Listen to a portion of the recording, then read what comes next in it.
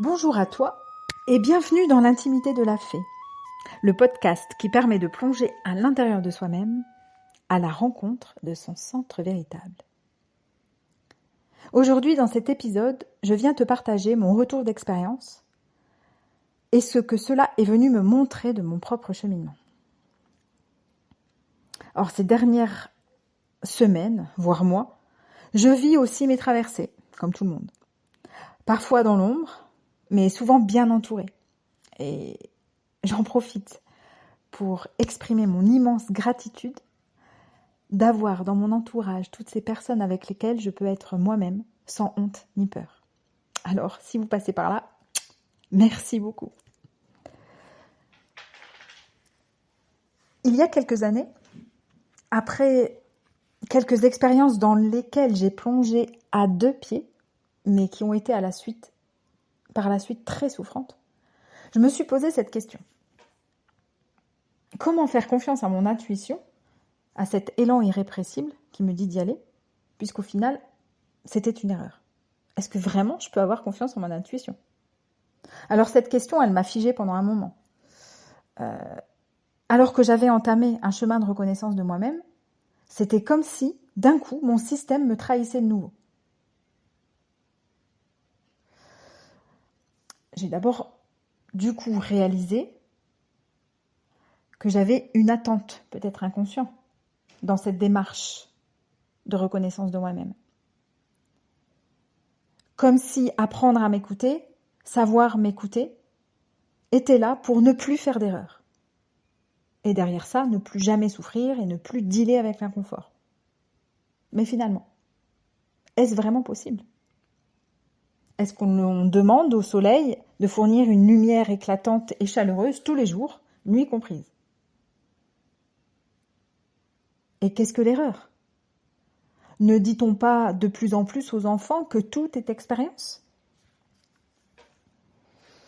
Au bout d'un moment, je suis quand même sortie de cette peur, de ce figement, et je me suis remise en route. Et ces derniers temps, des situations étrangement familières ont refait surface.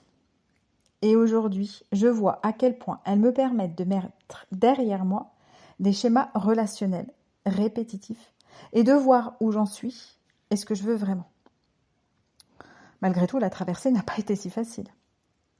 Ma première réaction a été de tout fermer, refuser l'expérience, laisser la peur liée au souvenir prendre le dessus, puisque mon système estimait que le contexte était égal à danger, et j'ai commencé par chercher et trouver des excuses,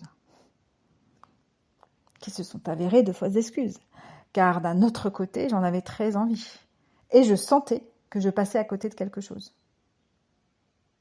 Ce qui a de nouveau alerté mon système, car à l'époque, ce même ressenti était là aussi. Alors que faire ?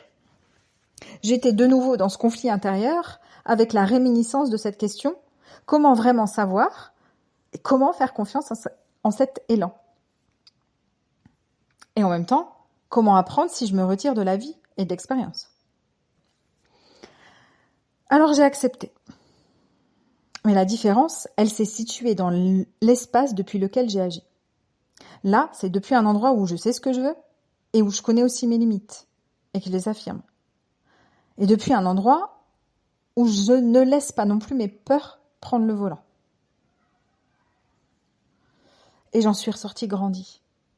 Mais non sans avoir ressenti la peur. Aujourd'hui, selon moi, ça fait partie du processus.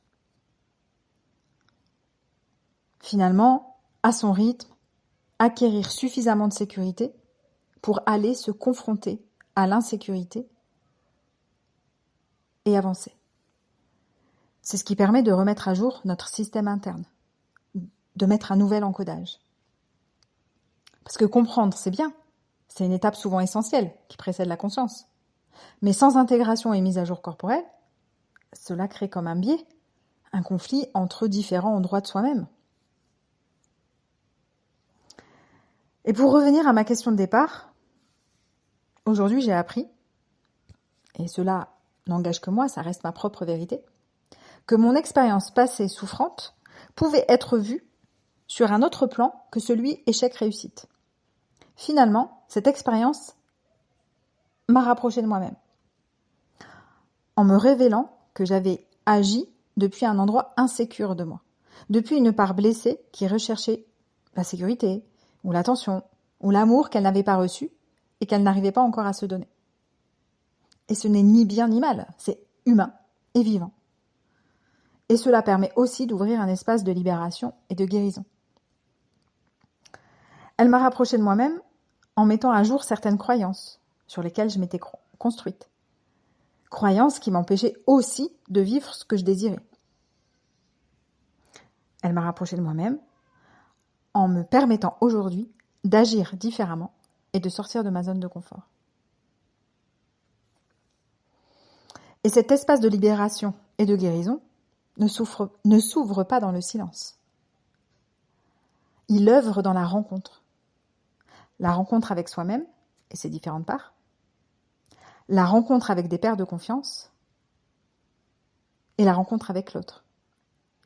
Et parfois, dans la rencontre avec le même autre qui semblait être à l'origine de notre souffrance. Non pas pour reproduire inlassablement le même schéma, mais pour agir depuis une conscience nouvelle, depuis un endroit où on s'écoute vraiment, où on s'écoute autrement.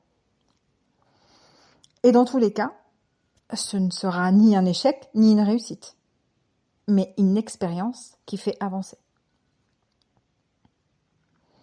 Et dans mon cas, j'ai senti profondément que c'était venu clôturer tout un cycle.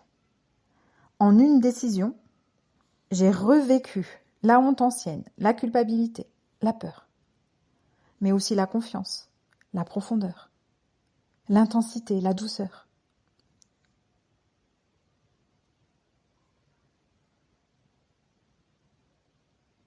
Après coup, une petite voix très mentale et jugeante est quand même revenue à la charge, invitant de nouveau avec elle la peur, l'angoisse.